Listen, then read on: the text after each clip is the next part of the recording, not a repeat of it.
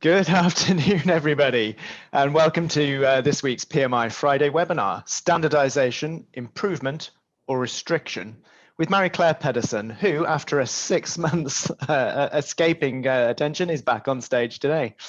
My name is Rich Seddon, and I'll be facilitating today's session, which includes running the Q&A desk, which we'll be using throughout the presentation.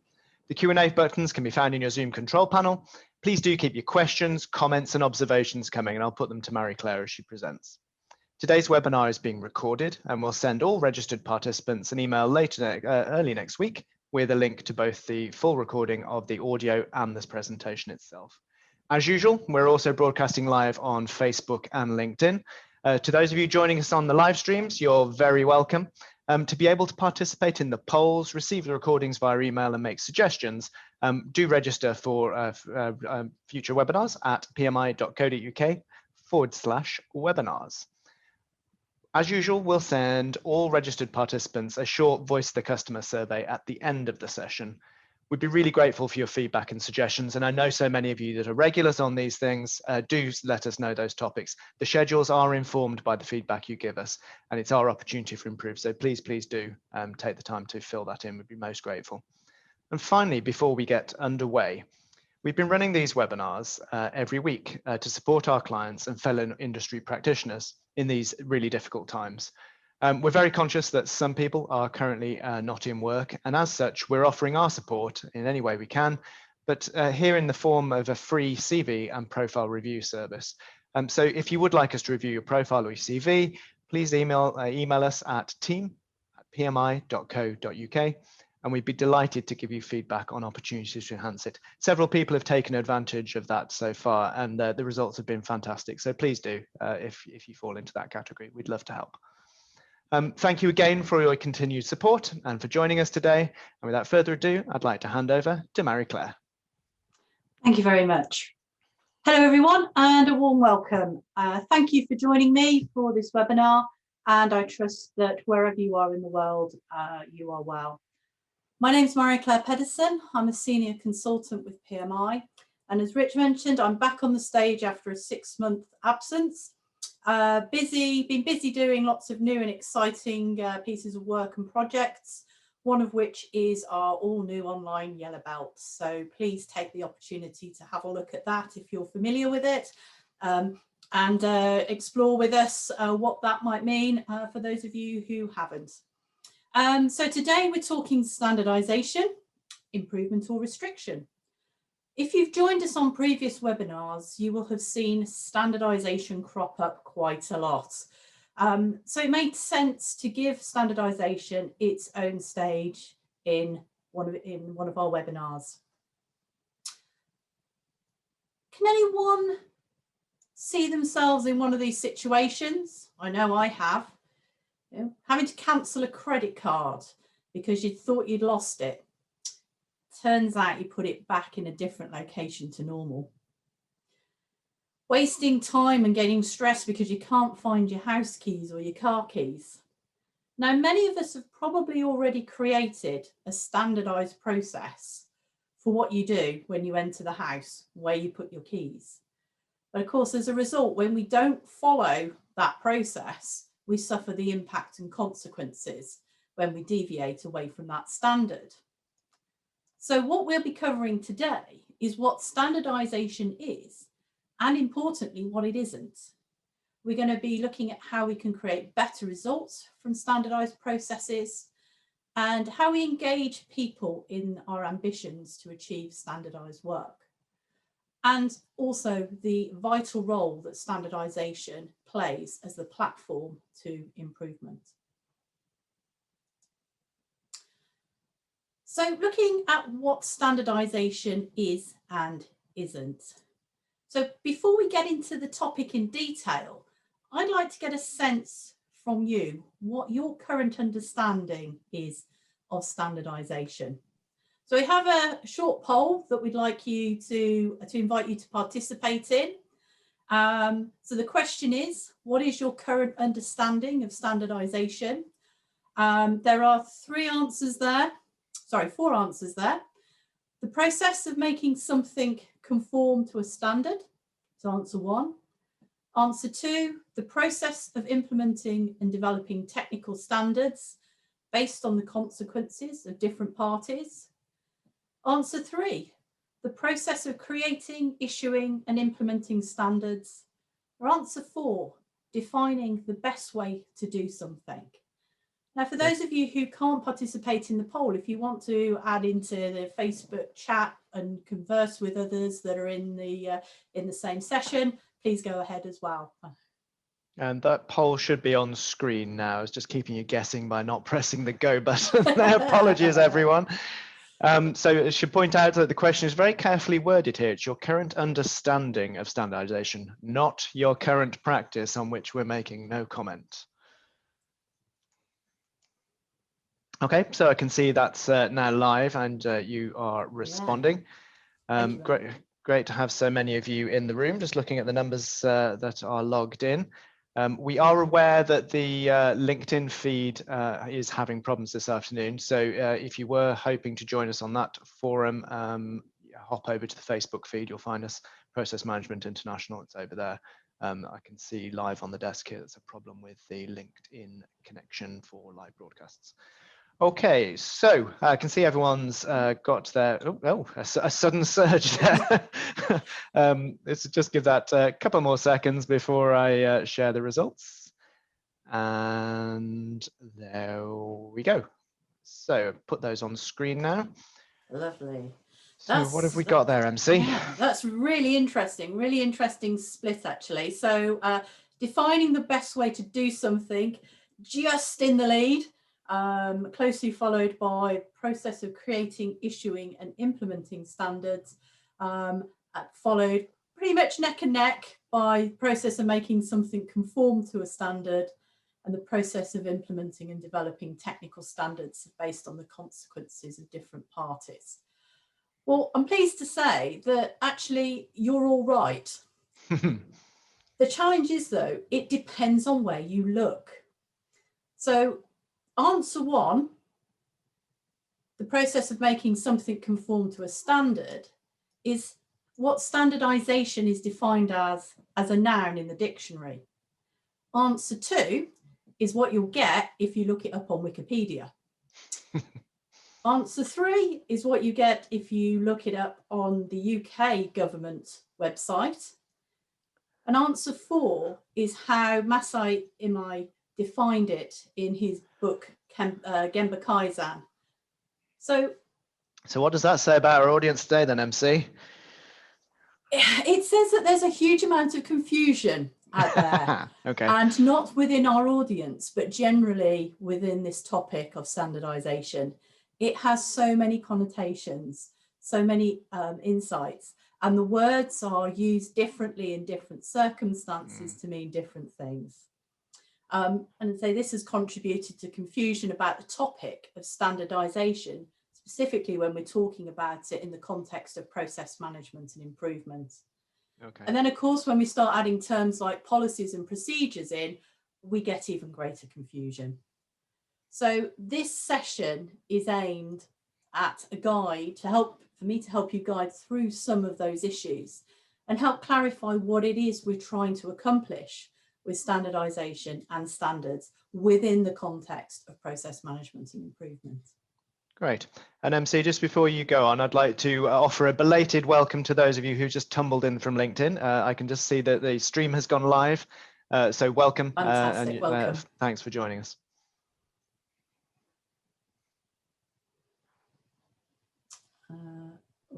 Okay, so that's me disturbing your running order there, throwing some unscripted content in. Have we still got the poll on the screen? I think we can lose that. Yeah, I've taken that off now. Cool. Lovely. Okay, so let's consider this in more detail then. So standardization versus standard. So if we consider standardization as a verb, something we do, it's the way the work is done, the same way, in the same way each time.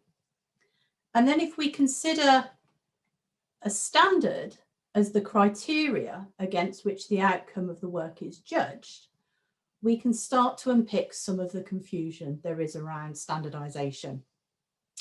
Our focus is often on the outcome, to what degree we are achieving a standard. However, the standard can only be achieved by the methods we adopt, our systems and processes, in order to have a consistent performance against that standard. To do that, we need standardised ways of working, and these standardised ways of working to deliver that benefit as a connected series of operations. But these systems and processes are results of the attitudes, the thinking, and the decisions that we make in our organisations, and therefore have to be the responsibility of the entire organisation for deploying standardisation, standard ways of working to standards. In process management and improvement, the process of standardisation should lead to the development of the continued improvement of these standards. If we think about planning what we're trying to accomplish, so creating a standard, the way of which we are going to work through the mechanism of standardisation. We then need to carry out the work, operate the work according to the standard that we created. In that way, we can study the results of that work, understand how the work is working against the standard, and then decide whether we are continuing to adopt that standard, or indeed whether that standard needs to be adapted or abandoned. What I mean by that is, do we need to improve or create new standards in order to be able to deliver the work in a standardised way? The standardised way of working is the method. It's the process which leads to the outcome. That outcome should meet or exceed the standard that we have set.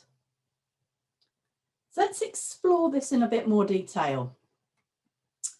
So why does a Formula One pit stop work so well? So I'm interested in your observations. So as I play this little clip, please feel free to pop some of your thoughts into the chat window.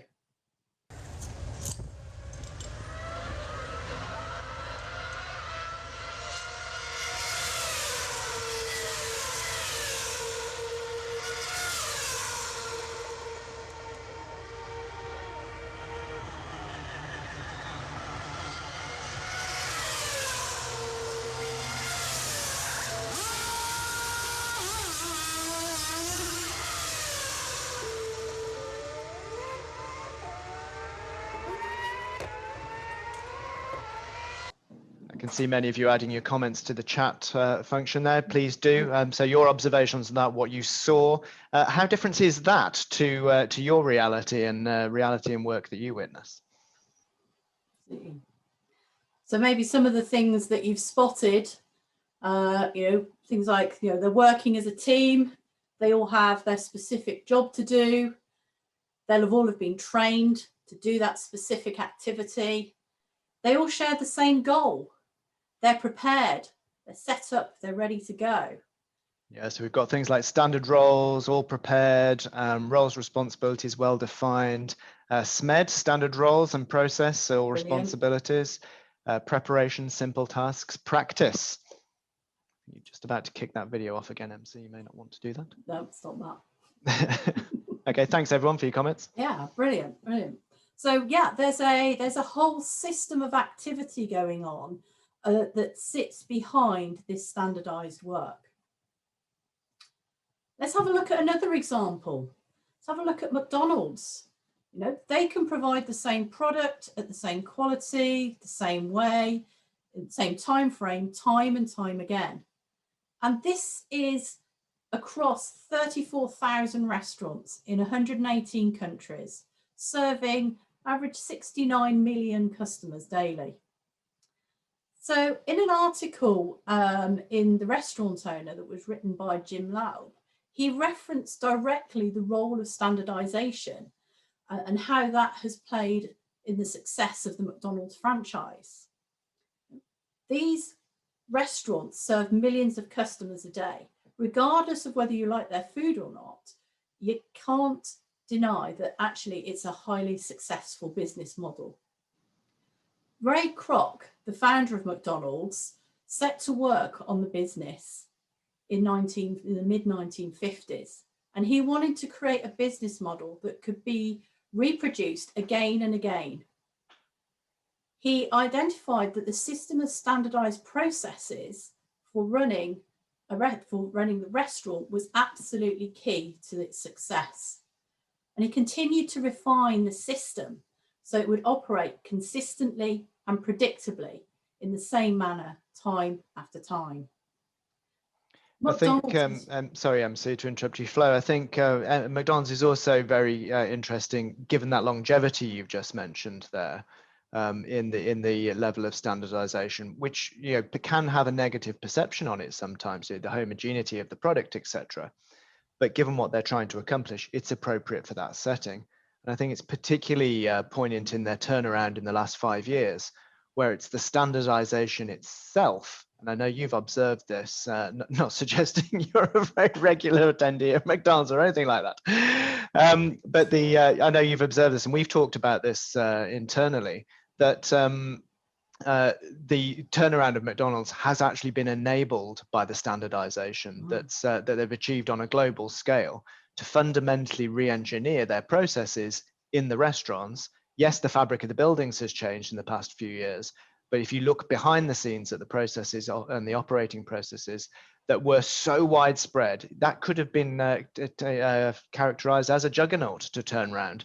But ironically, it's the standardization that has made the change possible, and at pace, the like of which many corporations would be highly pleased with if they could achieve anything like that pace.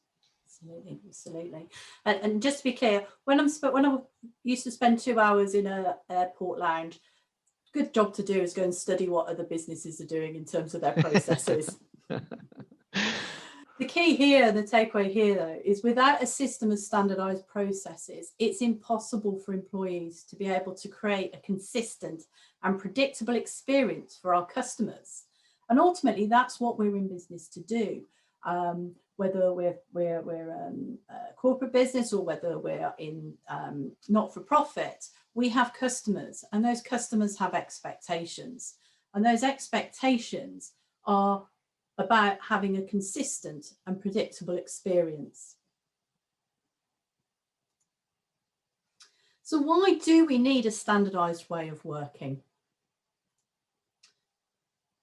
So Dr. Deming talked about if you cannot describe what you are doing as a process, you don't know what you're doing.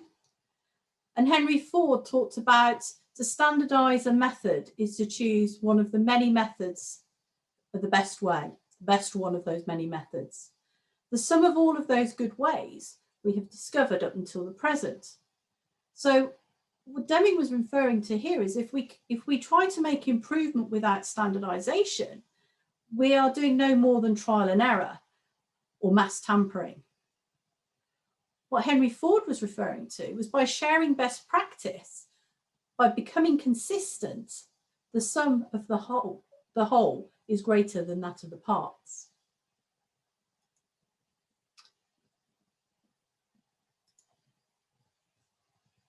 In order to be able to deliver an output from our business, be a product or a service to our customers, we have to be doing something. And in order to do that activity, we need a series of inputs. In my experience, the #1 cause of variation in process output is the lack of standardization in the inputs and the operation of the activity. Think of some situations you have experienced that have really frustrated you.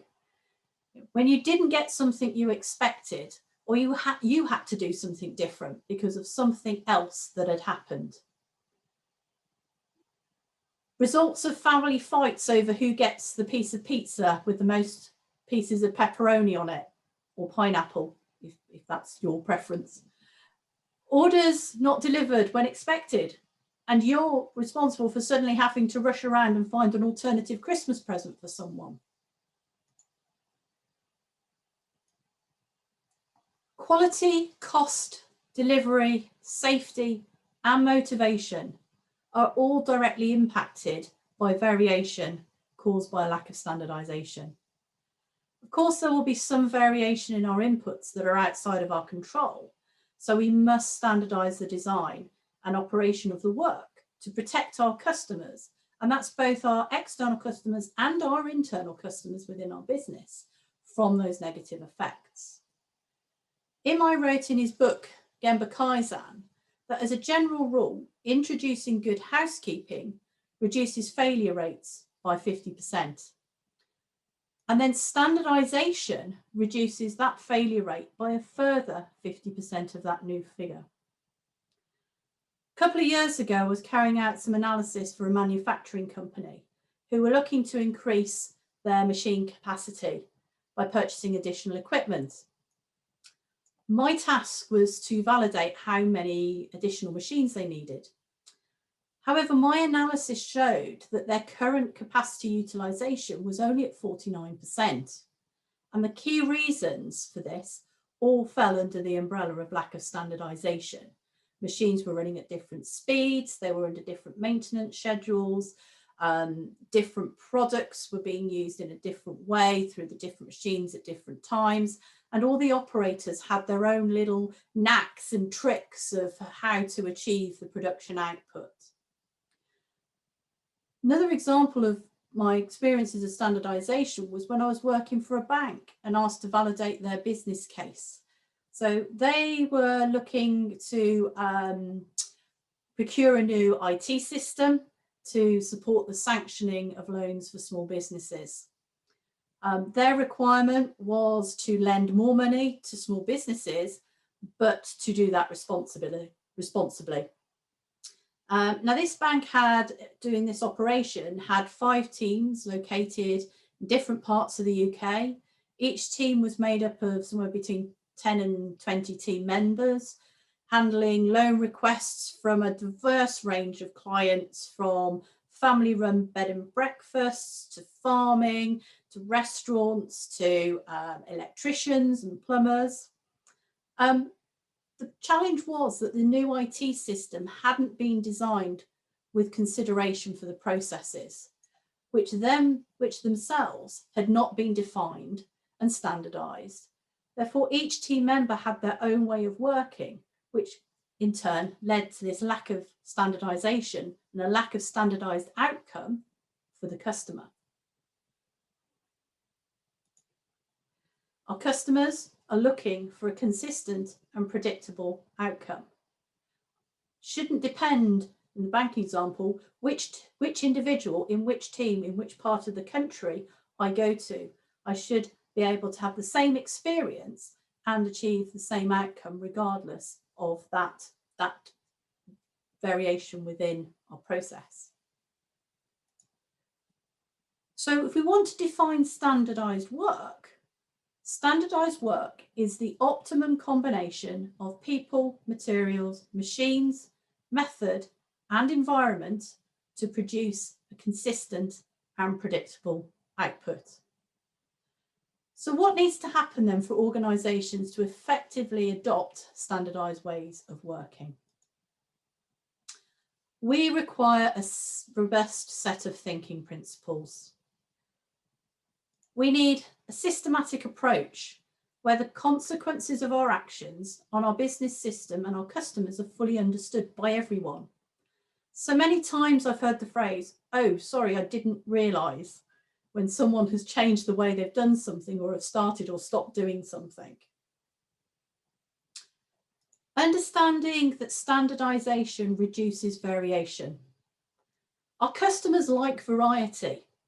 And I love the fact that I can have a car in almost any conceivable colour. But what I don't want is for the driver's side passenger door to be a different shade of blue to the driver's side door.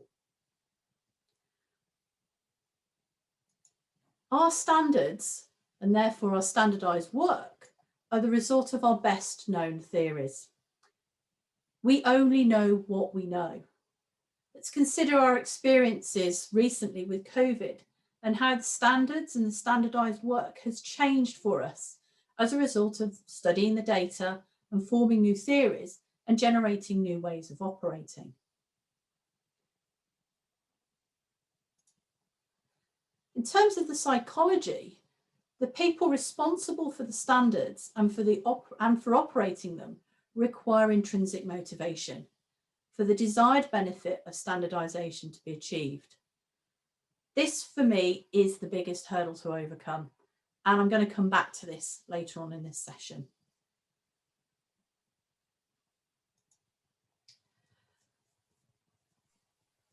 Meanwhile, I would like to invite you to participate in a little experiment. So I would like to ask you to fold your arms. You're going to need to unfold them to be able to do the poll. However, I'd like you to then refold them. Thank you for that clarification on work instruction. You can see how that could be quite challenging. I'm interested to see what sort of split we have in our audience, because the poll I'm asking you to answer is, when you do fold your arms, which hand is on top? Is it your left hand or your right hand? Is it that you can't fold your arms, or do you not want to fold your arms? So there's 4 possible answers there. I'll get Rich to launch the poll. Brilliant. I have, and I'm doing a live demonstration and then trying to work out which hand is which when it's on the opposite side of my body. It is Friday afternoon. We'll let everyone off. Okay, so we can see everyone has oh no, we've got a few late starters working out, like me, which hand is which. Okay, just give you a couple of more seconds on that. Okay, right. So let's see what people said. Oh, fantastic. We've got about a 50-50 split, give or take a few. So that's really interesting in terms of that data. Well, good news is you didn't get anyone said I don't want to, which is great. Absolutely. So thank you for that. Okay, so your next task, I would like you to swap your arms over. So I'd like you to fold your arms now, but the opposite way round. So if your left hand was on top, I want you to fold your arms so your right arm is on top, your right hand is on top, but vice versa. It took me quite a while in the dry run this morning to get to grips with how to fold my arms in the opposite direction. I'm pretty hopeful that that's familiar to everyone. And so, yeah, how does it feel to you now that you've had to change how your way of working? Thinking about that, so thinking about how you feel as an individual to the audience. Okay, what I'd like you to do next is, all those that have their left hand on top stay the same, and those that have the right hand on top, I'd like you to swap back over so that your left hand, so I'm looking for the whole audience to have their arms folded with their left hand on top.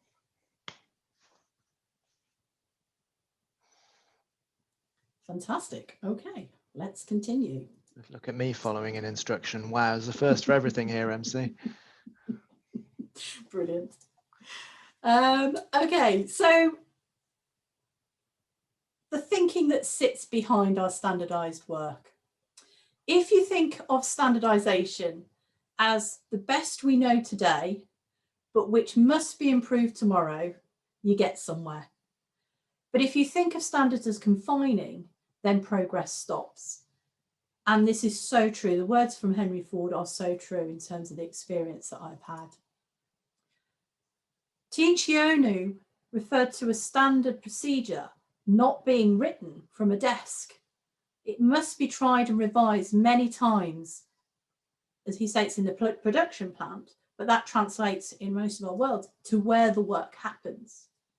Back to the point I made before, improvement without standardization is no more than trial and error or mass tampering. Imai described 9 key features of operational standards, the things that result from developing and deploying standardized work.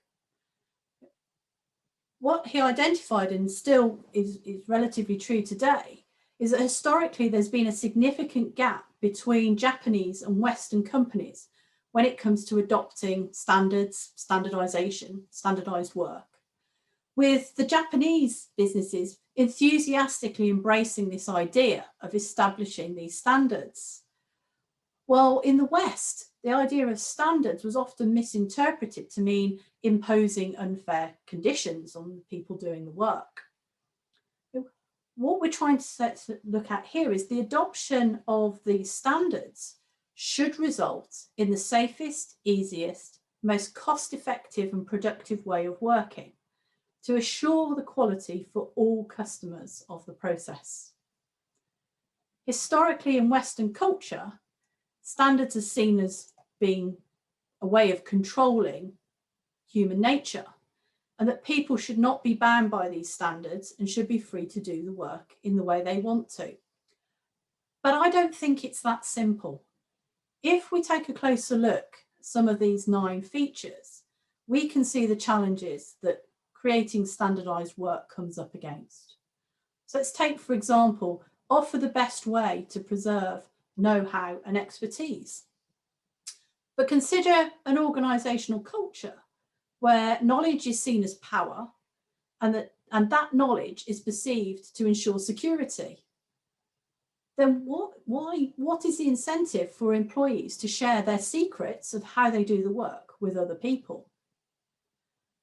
If we look at provide a way to measure performance, many organizations measure performance at the individual level with bonus and reward schemes, for example.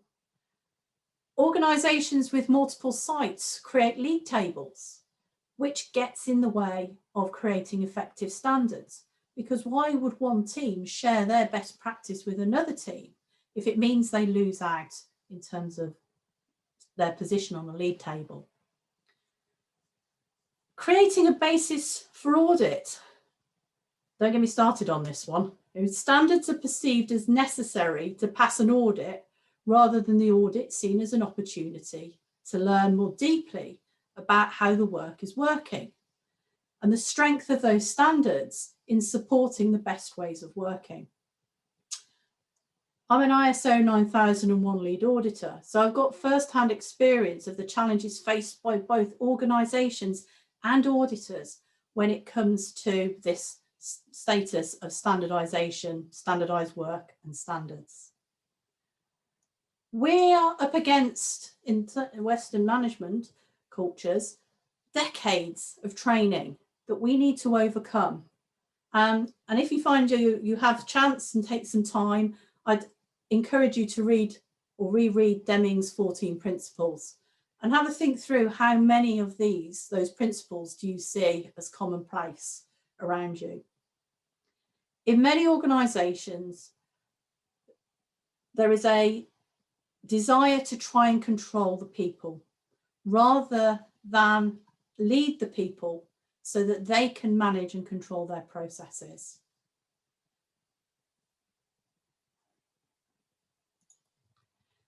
Who still has their arms folded?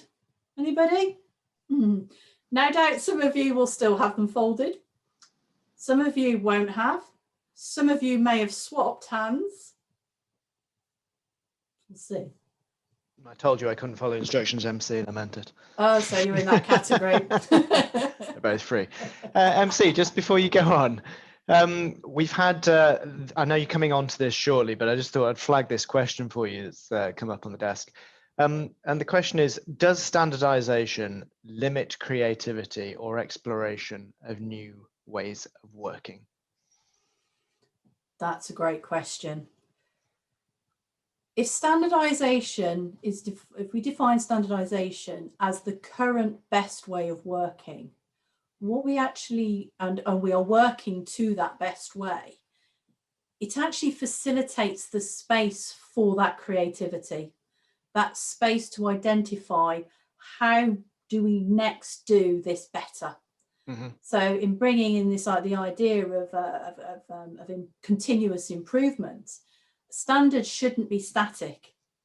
The standard, in terms of the operational standard that we're describing here, is how do we continually improve our methods of working to better that standard? So therefore we can then improve that standard, and we continuously improve our levels of quality, delivery, safety, motivation, cost, to all of our stakeholders and customers within our business. Thanks, MC. Welcome. So I said earlier I'd come back to this topic of psychology and intrinsic motivation, and how we need to engage people in standardisation.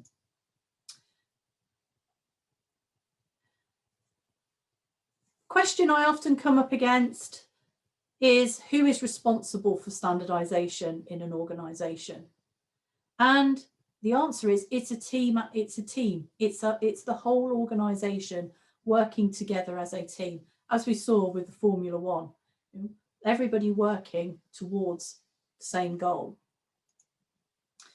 So our system owner or our system owners are responsible for defining that system of standardised processes to deliver the needs of our customers and organisation at the highest level. Our process owners continually review those standards and ensure that they are meeting both our current and future needs of both our customers and the business. Our process managers have that daily responsibility for ensuring that continued standardisation, maintenance and improvements of those standards. And those who are responsible for operating those processes to those standards are responsible for being able to raise their concerns if they are unable to work to a standard, or indeed being able to raise the opportunities for improvement as they present themselves. And if I refer back to the thinking principles, effective standardisation can only happen in a system-wide, top-to-bottom engagement. It's not a task, it's not a document. It's not something we only worry about just before an audit. Standardisation has to be in the DNA of the organisation for it to be truly effective and deliver the benefits that it can. We think about it in terms of cause and effect. Standardisation results in better performance, but standardisation is the effect of organisational leadership, organisational design, and the overall culture.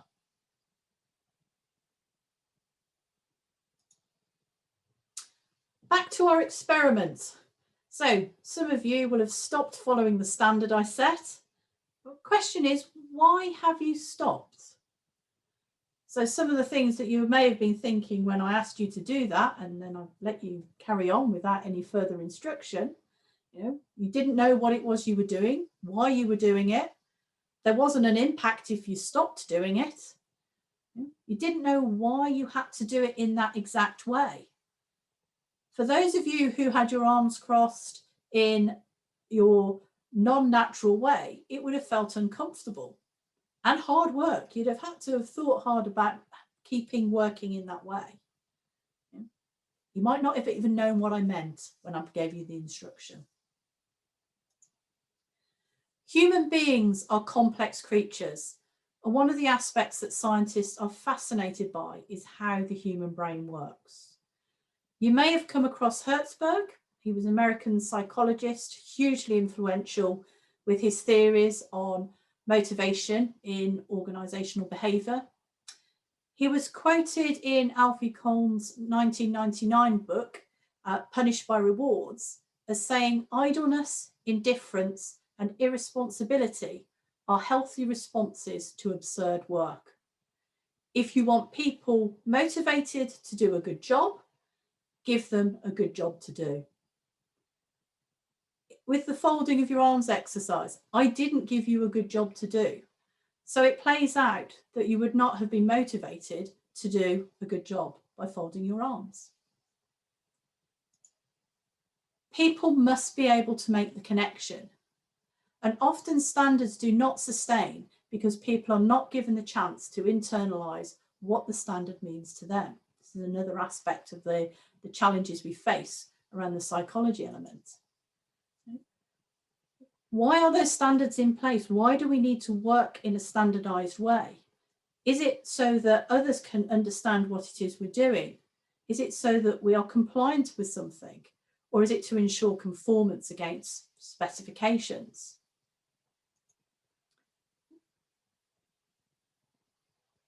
If we're given a standard but not the time to internalise it and work with it, we don't have an opportunity to work through our own change curve. It's much easier to keep doing something the way we've always done it than it is to go through that change and the emotions that are connected with it. If you can, try and remember when you were learning to drive, if you do drive, or if not drive, something where you learnt a new skill. It's unlikely you were able to operate to the standard immediately or operate to the best practice immediately. You had to learn, you had to practice, you had to learn some more, you had to practice some more before you became competent. It's the same with our business processes, but often the time and investment is not made to truly gain the benefit from standardised work. People also need to know the what, how, when and who when it comes to standardised work, as well as the why.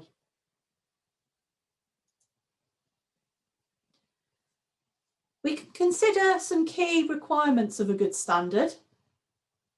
For example, whatever our standardised work is designed as, it must keep in mind the safety of our people, our data, environment, our customers, our assets. Keeping our standardised work simple and to the point. Allowing people to make the connection so it's precise. Ensuring we know what is important and why. The standard has to be realistic. The folding your arms exercise, that wasn't particularly realistic. So I shouldn't be surprised by the results that I get. In terms of visual, thinking about how people learn and follow instructions. Lego is a global brand. Their methods of describing their operational standards of assembling Lego means that no matter your age or nationality, you can follow the instructions. IKEA have a team dedicated to generating and continually testing, studying and improving their work instructions for the assembly of their products. This helps in terms of the user of those standards to be able to accept, understand, know and make sense of why they are working to a standard and why the standard is there.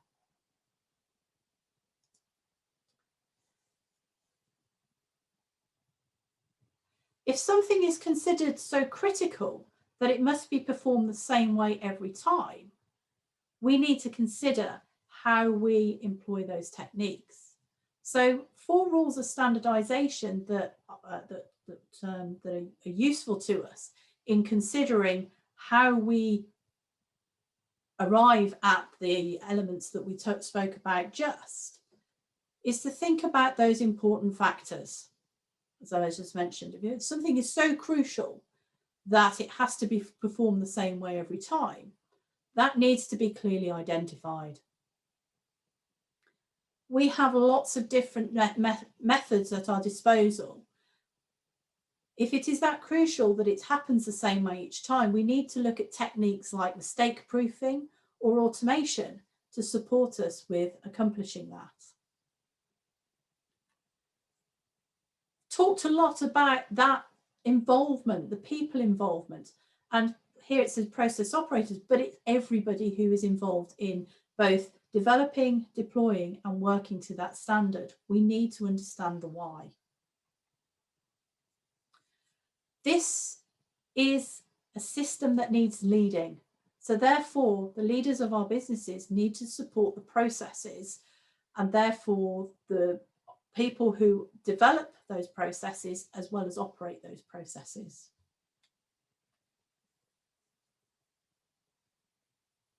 And coming back to the PDSA aspect of this, our processes are there for us to learn how we improve, how we continually improve, where the gaps are, so that these standards help us to close those gaps. So we should be using them for learning and not for reprimand. MC, got a question for you. I'm thinking about, it's related to Rule 3. It wasn't asked about Rule 3, but I'm making this connection here. So leaders must support the people operating the processes. Practically, what kind of things, what kind of activities does that mean, and what does that include in your experience? So for me, this is absolutely at the heart of the role of a leader within an organisation, whether that be a team leader, a manager, an owner of the business, is being able to build that trust with the people who operate the processes and operate the business for them, so that people can raise concerns if something doesn't work the way as described, or they come up with a better way of doing something. And that actually, if people cannot work to a standard, that the consequences of that is that we improve the standard. So absolutely, I mean, being visible, so a leader being visible to their team is probably the #1 thing for me, because being visible and being available allows the conversations to happen about the work that's taking place. Mm-hmm. Okay, fantastic. Thanks, MC.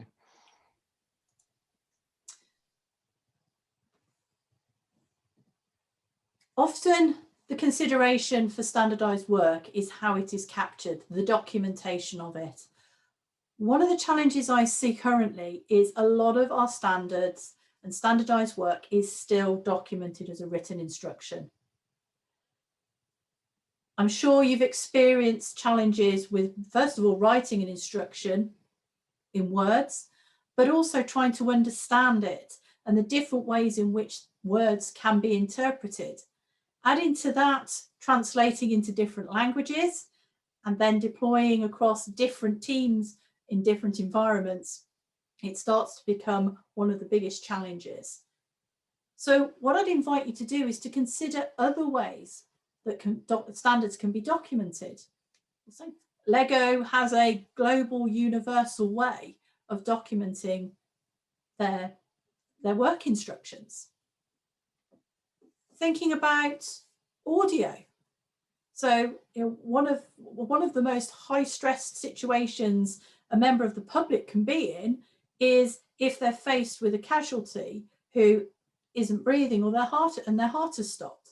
So how do you facilitate somebody with no training to be able to save somebody's life? Asking them to read a set of instructions in writing or pictures at that point is not the most efficient and effective way of getting that work done. Of course, using videos. So technology has really caught up with what we're trying to do in the 21st century. So using the things that are available to us to better facilitate how we capture that standardized work for sharing. So therefore, if I summarize what standardization is and isn't, then this is what we have. Standardization is an agreed way to do the work. The documentation of it should describe both the steps which must be followed precisely and where there is some flexibility. And that, the documentation is the final step. I'll talk a little bit more about that in a moment. But the method of clarifying the purpose and the process for the customer requirements. What is it that the customer needs? What's the focus? How do we funnel down all of our efforts to the things that are really important? How do we clarify the restrictions and constraints? We need to be explicit about that. Establishing and being clear of the roles and responsibilities of every party who are involved. They are continuously improved, and most importantly, people are involved in. And the people who are the experts in the process, who know the detail, who know all the little tricks and knacks of making something happen, are involved in developing that standard. What it isn't is a set of rules that result in punishment. It's not created by managers and imposed. It's not a set of procedures that are created for an audit by the quality function and then sit in the cupboard and only come out at the time of audit. We shouldn't be detailing the things that do not directly impact the outcome of the customer. That just leads to frustration of the people who are trying to work to those standards. So standardisation has an absolute fundamental platform for improvement. Without standardisation, you cannot improve. Without standardised work, an organisation becomes reliant on the skills of its people to fight fires. Even the fire service operates standardised work. Without committed energy to our standards, they will degrade. Like ice, if we do not apply effort to maintain the form, it will deteriorate. Standardisation is key and at the heart of root cause problem solving. The questions that should be asked before we even go anywhere near an 8D is, was the standard work followed? If not, does the problem go away when the standardised process is followed? If the problem still occurs when the standard is followed, then the standard is at fault. If the problem does not occur when the standard is followed, what is it about the standard, the process or the system of standardised work that made it difficult for the operation to be followed? Don't blame the people. We need to improve the system and processes. In the beginning, any process will be unstable. We're learning how the work works. When there is more than one way of an operator operating the process, there will be different ways ways of their working methods. Before we can start on improvement, the current process must be stabilised. And I referred to this as the standardise, do, check, act cycle. Only then can we look at how we build continuous improvement into our organisations, followed by the step change improvements. Everything is based on a solid foundation of standardisation. The efficient and effective use of an organisation's assets and resources on a daily basis requires standard ways of working. Standards are an integral part of our daily process management and improvement. Standardisation of the work assures that continuity of the effects of Kaizen and step change improvement, providing that stable platform for businesses to move forwards. Standardisation facilitates innovation. It provides structured methods and reliable data that facilitates an efficient and effective innovation process. So we need to think about standardisation as a system. We need to develop our aim. What is the aim of our standardisation approach? How are we going to manage our operations whilst we're making this transition to working with standards? Who is going to be involved in leading, developing, implementing, supporting the business whilst this is happening? How do we develop that expertise, not just within those change agents who are going to help facilitate this, but everybody within the organisation? And what is our implementation and review? And how do we then keep coming back around this system to continuously improve our own system of developing standards and standardisation within our organisation? So in summary, some of the benefits that we can expect from standardised way of work, reduces ambiguity, the things that we have to do. It reduces inefficiency. Rework is one of the biggest challenges organisations face, and significant amount of that rework is down to a lack of standardised work. As a result of that, we're going to improve that quality. It's going to give us that focus on what's important. It's going to allow us to use our resources and our assets efficiently. It's going to actually provide more control over the work to the operators.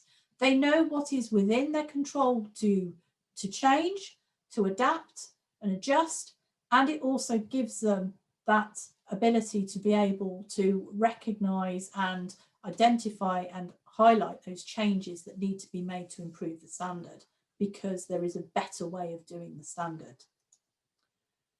We're going to create that time to devote to the value-added tasks. And the question about the creativity, absolutely, we've created space. Now we can actually stop fighting fires and start considering on how we move forwards. Ultimately, we're looking at having more great days at work.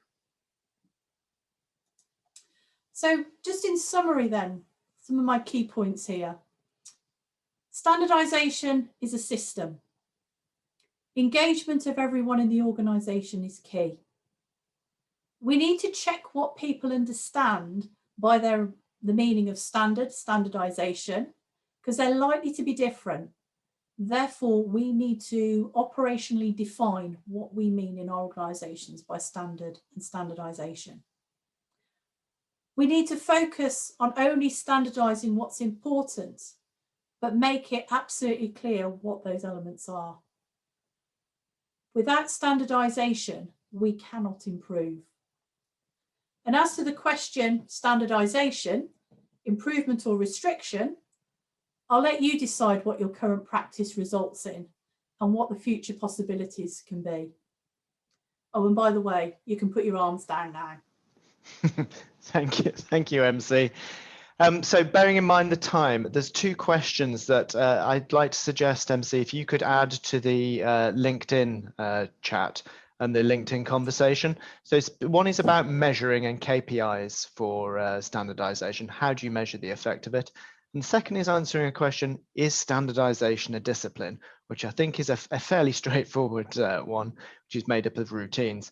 But you'll find the LinkedIn feed off our company page. And as soon as we press stop on this webinar, the video will be published. MC, if I could ask you to add the comments, the answers to those questions there, that'd be fantastic. The second one's an easy one. Absolutely, it is a discipline. Okay, question one then. Okay, thank you very much, everyone, for joining us again. Just a couple of key reminders. We'll send you the recording and look out for the voice of the customer survey. Our Yellow Belt offers, our Yellow Belt series is available, and you can find out more on the website at pmi.co.uk, as well as the public course offers with virtual support and iPads that we have. So do look out for those. If there's anything we can do, let us know. Link in with us when you get a chance, and you'll find the full schedule for March is now available as we move into a very exciting one, which is Dennis, for those of you who know him, delivering next week, how to tell effective stories using graphs in a virtual environment. A long title, bound to be a great one though. And those of you who experienced Dennis presenting on topics such as that will know how interactive he'll make that. No pressure, Dennis, by the way. Okay, thank you everyone. On behalf of myself and Marie-Clare and PMI, thank you so much for joining us. We wish you a very happy and safe weekend. Thanks everyone. All the best, everyone.